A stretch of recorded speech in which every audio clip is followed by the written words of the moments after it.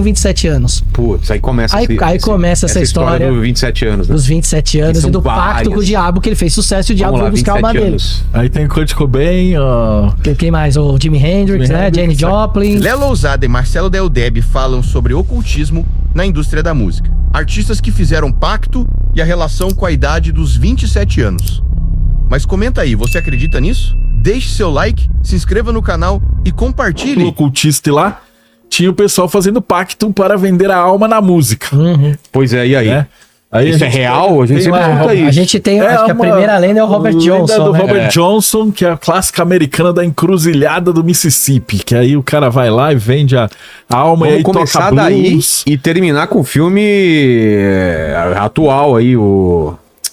Que tá pro cinema agora, pouco, Pecadores, não é? Pecadores, né? Vamos depois falar dele. A gente vai caminhar, porque tem um monte de esse cara. Esse é o Robert Johnson. Tem até o filme com o Karate Kid também, que ele toca e tal, que ele representa. É o filme da história desse cara. Mas qual que é a história desse cara aí?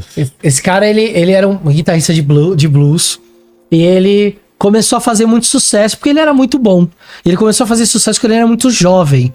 E no blues tem aquela história de que o cara tem que viver muito a vida pra poder fazer um bom blues, né? Eu lembro de uma vez o B.B. King tava com o U2 lá, ele virou pros caras do U2, os caras do U2 fazendo blues, vocês são muito jovens pra fazer blues. Não tem vivência. Não tem vivência. Então esse cara, ele era muito jovem, só que o cara começou a fazer muito sucesso. E aí começaram a falar que ele tinha feito pacto com o diabo. Tipo, os brancos religiosos falaram do que Mississippi. ele fez. E ele meio que não negou nunca. Ele deixou a lenda, ele deixou rolar a lenda. E aí essa lenda ela foi ganhando camadas. Porque primeiro foi essa história de que ele foi numa encruzilhada no Mississippi e fez lá um despacho para que ele fizesse o pacto com o diabo. E aí acontece uma coisa que vai fazer com que a lenda aí ganhe grandes proporções. Ele morre com 27 anos. Putz, aí começa começa essa história dos 27 anos, né? Dos 27 anos e do pacto com o diabo, que ele fez sucesso e o diabo foi buscar a alma dele. Aí tem Kurt Cobain, quem mais? O Jimi Hendrix, né? Jane Joplin. Acho que a Amy Whitehouse. A Amy também, Winehouse também. É uma galerinha aí. E aí é o famoso retorno de Saturno, né? É o retorno de Saturno. O que é retorno de Saturno? O Saturno é um planeta que ele tem um... quando a gente nasce, ele para voltar pro céu, no mesmo ponto que a gente nasceu, demora 29 anos. Ah, é? Então essa fase dos 27, 28, que é antes de você chegar nos 29, é uma fase crítica. Que é quando a nossa vida dá uma virada de cabeça para baixo, um monte de coisa acontece. Ou no caso de um artista... que já tá em depressão, ou tá enfiado em drogas, ou tem algum problema, ele corre o risco de descer muito para baixo e não subir. E aí não voltar mais.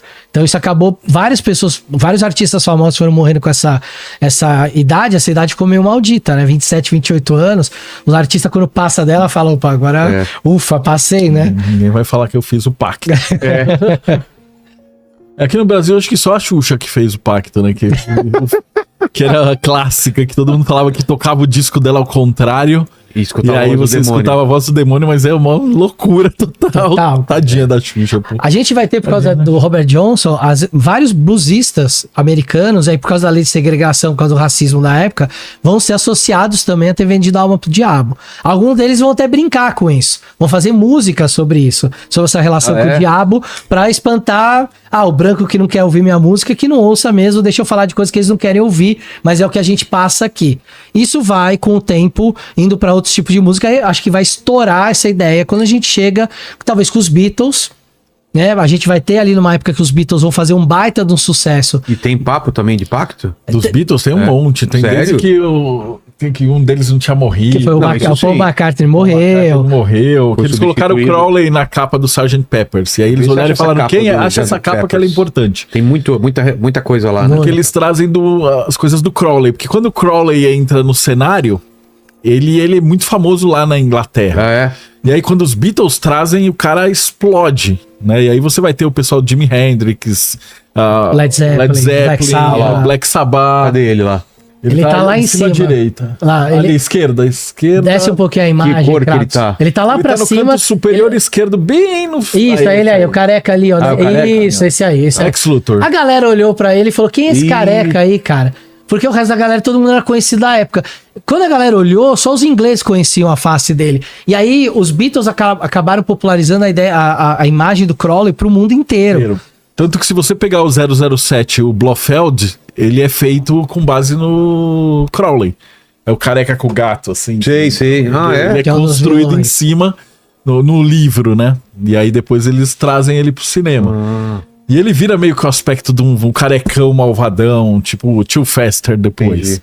E aí Eles são os todos feitos em Beatles cima começam aí nesse momento a serem, por algumas pessoas, né, por todo mundo, mas ser acusado, tá vendo? Os Beatles fizeram um pacto. Tem coisas ocultas. E aí começa, exato, aí começa as teorias da conspiração. Quando eles vão pra Índia, então, que basicamente o New Age começa nos Estados Unidos muito por causa dos Beatles, né? Eles que trazem, vão trazer da Índia a música, a musicalidade, né? Aquela história, o George Harrison foi pra lá ficar no ashram, e aí levou lá alguns deles pra lá, foi uma atriz na época, não lembro o nome dela agora, não lembro se foi a Bridget Fonda, quem foi que foi junto também. Quando eles voltam a fazer shows, eles voltam já com Lucy in the Sky with Diamonds, eles já voltam com uma pegada mais indiana, George Harrison tocando cítara, eles vão popularizar, aí vai ser um momento em que essa cultura esotérica, oriental, vai começar a ganhar espaço no ocidente. E aí um monte de guru, que da Índia e tudo, olha eles lá no ashram,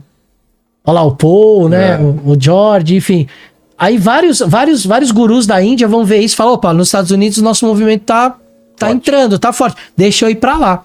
Aí você vai começar a ter um monte de guru, e aí guru de verdade e cara que não era guru, que vai começar a se valer Tem e falar, eu sou indiano. no Netflix, né? nervosos.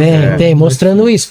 E aí esse é o tipo também de conhecimento que vai começar a se popularizar na época, e aí o Woodstock é um produto disso, cara. Muito daí. É um produto disso, vai ser consequência disso. Aquela ideia, galera loucona, galera, todo mundo indo pra lá, paz e amor. E uso de entorpecente, pra atingir um estado certo, alterado de E aí consciência. você vê que isso estoura com o Lavey. E na literatura também, né? Também. Tem Senhor dos Anéis entrando aí. Não, Senhor dos Anéis, eu não sei se é dessa época também, mas Nárnia, Senhor dos Anéis. o Admirável Mundo Novo e outras... O Senhor dos Anéis, na década de Mas por que o 50... Senhor dos Anéis tem a ver? Porque na década de Senhor dos 50 e Anéis tem tudo a 60 ver. ele explodiu de vender. O Senhor dos Anéis chegou a vender mais do que a Bíblia. E por quê? Naquela época. Porque era uma, enfim, era uma estrutura de fantasia. Sei. E aí muitas pessoas do movimento hippie se vestiam de Frodo. Se vestiam de Gandalf. Sei. Por quê? Porque era aquela ideia de que o Hobbit era livre, era o homem do campo. Era a ideia do Yuppie contra o hippie. Sei. Né? Então o Yuppie é aquele cara de terno e gravata, que seria o cara da indústria, Wall que seria os orcs. E aí eles começaram a fazer esse tipo de associação. E o Frodo, os hobbits, era a galera que vivia no campo, fumando o seu cachimbo. Sei. E aí então você tem uma cultura que começa a se apegar nesse símbolo também. E aí o negócio cresce. O RPG estoura aí, 1974. Com Que é Dungeons quando and ele pega o Dragons? Dungeons and Dragons, que era os jogos de batalha de exército, aqueles que a gente vê nos filmes. Olha lá Só que eles trocaram e falaram, em vez da gente fazer Gettysburg com o sul contra o norte, e se a gente fizesse os orcs contra os elfos? E aí eles alguma imagem do jogavam. D&D pro pessoal que nunca ouviu D&D falar, né? antigão, a galera jogando. Começa nessa época. E aí, quando a gente começou falando do Trevas, né?